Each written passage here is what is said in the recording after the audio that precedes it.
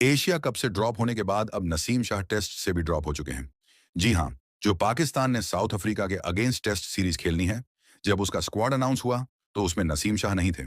जब नसीम शाह को टी20 से ड्रॉप किया गया, यह बात कुछ हद तक समझ भी आती है, क्योंकि उनकी फिटनेस टी20 को लेकर इतनी अच्छी नहीं थी और उनके टी20 में रीसेंट स्टैट्स भी कुछ खास नहीं है, जिस वजह से उन्हें टीम में वापस लाया जाए। लेकिन टेस्ट से ड्रॉप होने के बाद नसीम शाह को लेकर एक बहुत बड़ा सवाल बनता है कि पाकिस्तान के पास करेंटली टेस्ट में शाहीन के बाद नसीम शाह ही एक अच्छा ऑप्शन देखे जा रहे थे, बट इन्हें टीम से ड्रॉप करने के बाद मैनेजमेंट ने सबको हैरान कर दिया है। अगर आप इनके लास्ट 5 खेले गए टेस्ट मैचेस की बात करो तो इन्होंने आखिरी 5 मैचेस में 18 विकेट्स ली हैं।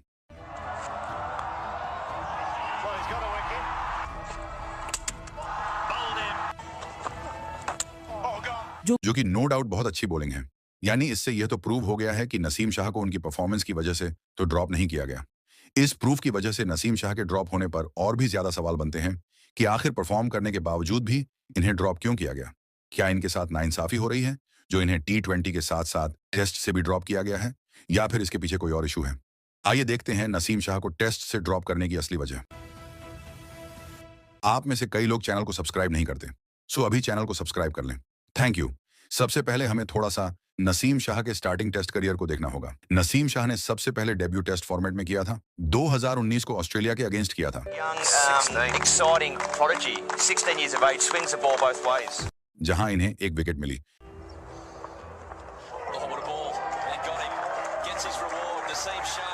पाकिस्तान का लॉन्ग टर्म टेस्ट में साथ दे सके, जो कि पाकिस्तान के लिए ऐसा परफॉर्म कर सके जैसा कि हमारे लीजेंड्स करके गए हैं। इसीलिए पीसीबी नसीम शाह जैसे यंग बॉलर्स को टेस्ट में चांस दे रही थी। फिर नसीम शाह ने नेक्स्ट मैच श्रीलंका के अगेंस्ट खेला, जहां भी इनकी बॉलिंग ज्यादा अच्छी नहीं रही और इन्हें 2 विकेट्स ही मिल पाई। इस टाइम पर नसीम शाह के पास खुद को प्रूव करने के लिए ज्यादा चांसेस नहीं थे, क्योंकि पीछे मोहम्मद हुसनैन जैसे बॉलर्स भी पड़े थे। अगर नसीम शाह 4 से 5 मैचेस में अच्छी बॉलिंग ना करते तो नो डाउट इन्हें हमेशा के लिए ड्रॉप किया जा सकता था। बट नसीम शाह को इस चीज का पता था। उन्होंने फिर अपने करियर के तीसरे टेस्ट मैच में वो बॉलिंग की जिसने सबको हैरान कर देना था। 19 दिसंबर 2019 जब श्रीलंका ने पाकिस्तान का टूर किया 2 टेस्ट मैचेस के लिए। पहले मैच में तो नसीम शाह कुछ खास परफॉर्म नहीं करते, बट दूसरे मैच में नसीम शाह ने 5 विकेट होल्ड ली।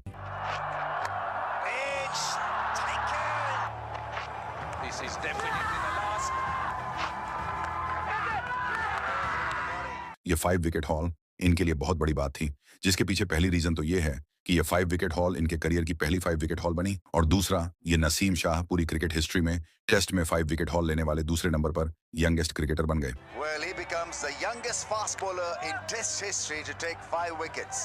Naseem Shah. इस लिस्ट में पहली पोजीशन पर भी पाकिस्तान का ही प्लेयर है, जिन्होंने 1958 में 5 विकेट होल्ड ली थी, जब वह सिर्फ 16 साल और 303 दिन के थे। इनका नाम था नसीमुल गनी। नसीम शाह ने 5 विकेट 16 साल और 307 दिन की उम्र में ली थी। यानी अगर नसीम शाह 5 दिन पहले यह कारनामा अंजाम दे देते तो शायद इनका नाम इस लिस्ट में अब पहली पोजीशन पर होना था। इस मैच से नसीम शाह की टीम में जगह पक्की हो चुकी थी। फिर नेक्स्ट मैच इन्होंने बांग्लादेश के अगेंस्ट खेला और यहां इन्होंने इससे भी बड़ा रिकॉर्ड सेट कर दिया। वो रिकॉर्ड ये था कि इन्होंने हैट्रिक ली।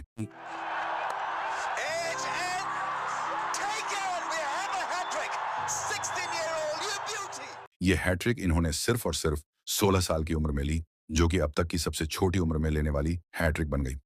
नसीम शाह ने बैक टू बैक 2 मैचेस में 2 रिकॉर्ड्स बना दिए थे, जो कि इनके लिए और पाकिस्तान के लिए एक पॉजिटिव साइन था कि नसीम शाह पाकिस्तान टीम को टेस्ट फॉर्मेट में कभी मायूस नहीं करेंगे। फिर ऐसे ही इनकी टेस्ट में परफॉर्मेंस आती रही, जिनमें से मैं कुछ हाईलाइटेड इनिंग्स बता भी देता हूँ। 26 दिसंबर 2020 को इन्होंने न्यूजीलैंड के अगेंस्ट 4 विकेट्स ली थी। 21 मार्च 2022 को नसीम शाह ने ऑस्ट्रेलिया के अगेंस्ट 5 विकेट होल्ड भी ली थी।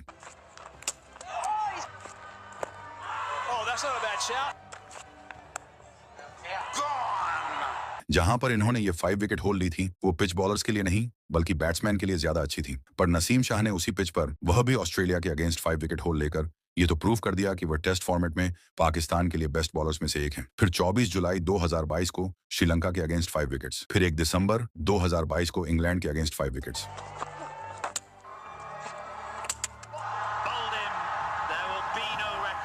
इसके साथ साथ इन्होंने और भी काफी अच्छी बॉलिंग की, इसीलिए मैंने शॉर्ट से तरीके से आपको इनकी हाइलाइट्स बॉलिंग फिगर्स बताए हैं। नसीम शाह ने अपना लास्ट टेस्ट 26 दिसंबर 2024 को साउथ अफ्रीका के अगेंस्ट खेला था, जहां इन्होंने 4 विकेट्स भी ली थी। फिर इसके बाद ऐसा नहीं हुआ कि पाकिस्तान की कोई टेस्ट सीरीज ही ना हुई हो, जिस वजह से इन्हें टीम में नहीं रखा गया बल्कि इसके बाद पाकिस्तान ने इंडीज के अगेंस्ट भी सीरीज खेली, लेकिन इन्हें इन सीरीज में नहीं लाया गया।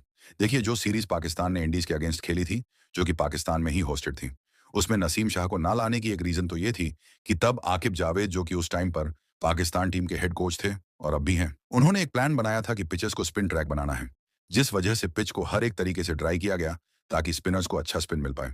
इसीलिए इस प्लान के मुताबिक सिर्फ एक फास्ट बॉलर को टीम में जगह मिली और बाकी सभी स्पिनर्स ने टीम को सीरीज में लीड किया। इसी वजह से नसीम शाह को इस सीरीज में जगह नहीं मिल पाई थी। तब जो इनके ड्रॉप होने की रीजन थी वो यही थी। लेकिन जो नसीम शाह साउथ अफ्रीका वाली सीरीज से ड्रॉप हुए हैं, पहली के शायद इस बार भी पाकिस्तान की मैनेजमेंट का यही प्लान हो कि फिर से स्पिन ट्रैक बनाने हो, क्योंकि आप स्क्वाड देखो तो टीम में 3 प्रॉपर फास्ट बॉलर हैं, शाहीन, हसन अली और खुर्रम शहजाद। अगर स्पिनर्स देखो तो इस स्क्वाड में 5 प्रॉपर स्पिनर्स मौजूद हैं, अबार अहमद, नुमान अली, फैसल अकरम, आसिफ अफरीदी और साजिद खान। इससे तो यही लग रहा है कि पाकिस्तान इस बार भी सेम प्लान से ही मैदान में उतरेगा, बट असल पता तो सीरीज में ही चलेगा कि क्या होता है। इसीलिए हम अब दूसरी रीजन पर बात करते हैं, जो कि है फिटनेस। इनकी फिटनेस ऐसी है कि नसीम T20 में फिटनेस की वजह से ड्रॉप हुए। अब जब टेस्ट में उनकी सिलेक्शन नहीं हो पाई तो यही बताया जा रहा है कि उनकी फिटनेस ऐसी नहीं है कि वह टेस्ट जैसा इतना लॉन्ग फॉर्मेट खेल पाए। मेरे ओपिनियन में इन्हीं 2 रीजंस में से कोई एक रीजन हो सकती है नसीम शाह को ड्रॉप करने की। आपका क्या ओपिनियन है नसीम शाह के टेस्ट स्क्वाड में सिलेक्शन ना होने पर? अपना ओपिनियन कमेंट्स में जरूर बताना।